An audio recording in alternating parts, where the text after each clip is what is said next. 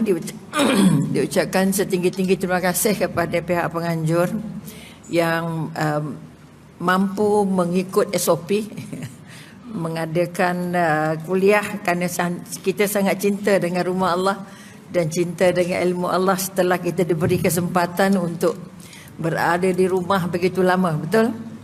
Apa yang perubahan yang kita nak angkat ketika ini? Maknanya kita kata setelah diuji, tak pernah dalam hidup kita berkurang, betul? Tak pernah diuji begini rupa, dan negara kita di antara negara di Asia yang sangat tip-top lah kita kata dalam mengurus apa kita kata wabak ini, walaupun jiran kita di Indonesia masih lagi berkelut dengan perintah berkurung dan kematian meningkat melonjak-lonjak. Okey, walaupun kita kata namun begitu, ini membuktikan kepada kita bahawa Allah sangat cinta dengan kita. Allah memberikan kita kekuatan untuk terus melalui perjuangan ini. Sebab itu kalau tajuk bagi tadi kita katakan apa buah yang nak dipetik daripada peristiwa dan ujian ini. Sebab ujian ini tidak pernah ada sebelumnya pada kita. Walaupun ada di tempat-tempat lain. Kalau Umi dulu pernah rasa perintah berkurung 13 Mei. Itu pun seminggu aja, itu pun setengah mati juga, tak boleh keluar. Okay, macam rasa dalam zoo begitu. Tapi kita sudah diberikan Allah kesabaran. Betul? Dah sabar belum? Muka orang sabar tak ni? Okay. Sabar untuk melalui kehidupan ini kerana setiap adanya malam hujungnya apa? Siang. Setiap adanya hujan hujungnya apa? Panas. Bukan setiap hujungnya banjir. Betul? Maknanya kita kata Allah sudah memberikan peta-peta hidupnya. Sebab itu kita kata bila bercakap tentang ujian, kamu tak layak jadi orang beriman jika kamu menolak menolak ujian. Maka ujian merupakan sebahagian daripada tali-tali yang Allah pasang untuk kita. Untuk Allah tarik kita berjumpa dengan Allah, untuk Allah tarik kita dekat dengan Allah, untuk Allah tarik kita, untuk kita merasakan bahawa aku sedang dibantu oleh Allah untuk merasa lebih dekat, untuk berbakti, berbuat lebih dekat, ataupun kita kata beramal lebih dekat. Ini hasil pertama yang kita nak angkat. Sebab itu persoalannya ialah, adakah dengan setelah berkurung 3 bulan, 4 bulan ini, iman kita bertambah tebal atau bertambah nipis? Ini persoalan. Syukur Alhamdulillah ada yang ngaku tebal, dia tak tahu pakai ukur apa, wallahualam. Okay? Ini kekuatan. Yang kita nak bahawa kita kata selepas ujian ini kita rasa lega lepas, ataupun kita rasa lega syukur. Okay? Katalah hari ini hari pertama, Umi pun tak tahu Umi jadi penceramah pertamanya. Jadi kita katakan, ingat bila kuliah boleh buka lah kot, kita dah duduk jarak-jarak, takut lemah.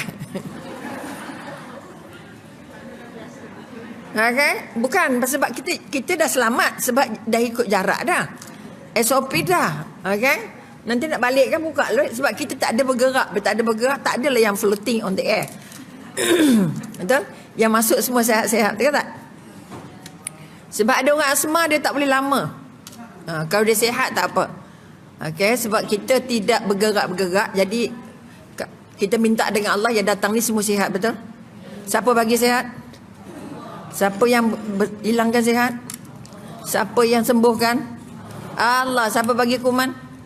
Siapa bagi virus? Siapa yang matikan virus? Okey, di Shah Alam. Okey. Tak apa sayang. Kalau di tempat Umi di Shah Alam sedang sibuk sekarang ni Aedes, demam denggi. Ya Rabbi, sana sini. Sehingga berpasukan-pasukan turun menyembuh segala semak, segala longkang. Ini pun mungkin boleh juga merebak di Selangor. Sebab Aedes antara yang terbesarnya di Selangor juga lagi. Kalau dulu kita COVID, kata pun di Selangor yang paling tinggi. Jadi kita duduk tempat yang paling tinggi-tinggi belaka. Maka ini bermakna kita dengan Allah harus lebih tinggi daripada negeri-negeri lain ataupun di tempat-tempat lain. Betul? Sebab itu sekali lagi kemarin sempat berbual dengan orang yang menyembuh tu. Saya kata apa? Kamu tugas awak ni sekarang ni sampai bergerup-gerup turun ni kenapa? Kita nak hapus semua nyamuk Aedes. Okey. Nak hapus semua nyamuk, siapa buat nyamuk ni kata? Okey. Yang buat nyamuk siapa? Yang hantar nyamuk siapa? Okey, dia senyum je tak boleh nak jawab. Dia kata yang hantar Allah, yang nak matikan pun Allah. Jadi hati-hati masa anda menyembuh. Minta dengan Allah, anda tak boleh matikan. Sebab yang ciptanya apa? Allah. Orang Palestin tu mati 10, yang lahir 20, 30. Kembar 3, kembar 4, kembar 5. Okey, kerana Allah mahu mereka terus berjuang. Jadi dia cakap pada mereka, kalau anda sembuh di sini, dia tumbuh di sana. Sembuh di sini, tumbuh di sana. Sebab itu jaga niat, dia kata. Okey, sebab itu kita kata dengan COVID juga kita harus jaga niat. Bukan takut saja-saja. Bukan takut buta-buta. Sebab itu sekali lagi kekuatan yang Allah bagi, ujian yang kita nak angkat. Sebab itu Allah kata apa? Pertama, kalau Allah sayang kita, Allah bagi kita tambah ilmu agama. Kalau Allah sayang kita, Allah bagi kita ujian. 4 ujian besar apa? Kalau Allah bagi sihat, pasti ujungnya Allah bagi sakit. Tak pernah sihat sepanjang, tak pernah sakit sepanjang. Sebab itu orang Islam yang sakit, yang sihat hidup juga bahagia, yang sihat berangkat juga bahagia. Maka tidak sembuh dalam rawatan sebagai orang beriman. Jadi sebab itu kita kata, kalau doktor dah kata bagilah apa yang dia nak, buatlah apa yang dia suka. Okay, kalau Saidina Abu Bakar saja ketika sakit teruk je, sakit yang sudah diambang kematiannya, datang sahabat bertanya, ya Rasulullah, ya Khalifah, boleh kami panggilkan dukun yang paling, ataupun dia kata doktor yang paling pakar untuk melihat sakitnya anda ini, supaya kami dapat cepat sembuh. Apa Saidina Abu Bakar kata, aku sudah jumpa semua pakar yang ada. Pakar-pakar itu sudah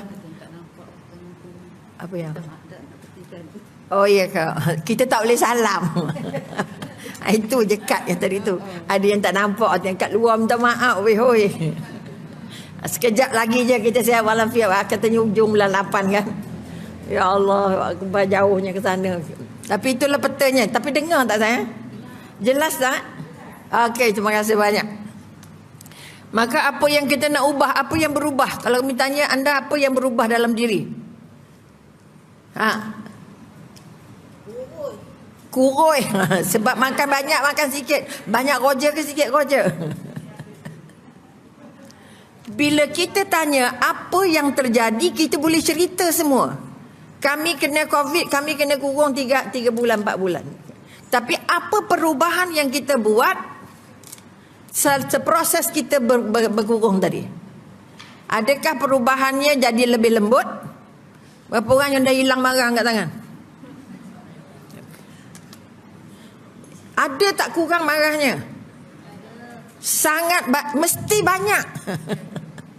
Mesti banyak sebab kita bersama dengan keluarga sudah 3-4 bulan.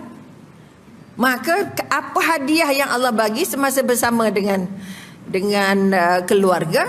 Kita nak latih diri, mengubah diri supaya lebih banyak senyum dari marah. Maka kita untuk tidak, ada yang senyum ni, aku serupa je katanya. Aku ngamuk-ngamuk juga. Betul? Berbaris lama ngamuk, nak dapat macam-macam, marah saja. Okay? Maka kita yang datang kuliah, kita yang dipilih Allah. Sebab Allah kata, kalau aku sayang seseorang, aku bagi dia kesempatan untuk menambah ilmu agama. Ini kekuatan. Jadi kalau perubahan pada kita tak nampak, sama juga dengan orang yang tak pergi kuliah. Maknanya apa? Kita tidak membaca apa yang tertulis di belakang kertas peristiwa ini. Okay? Maka kita kata peristiwa ini merupakan satu daripada proses di mana Allah nak buat kita jadi lebih apa? Lebih sabar. Untuk sabar kita perlu apa? Untuk sabar perlu ikhlas. Kalau tidak, mana boleh sabar? Betul? Kita perlu ikhlas. Kerja mak ni masak pagi, masak petang, masak pagi, masak petang, masak.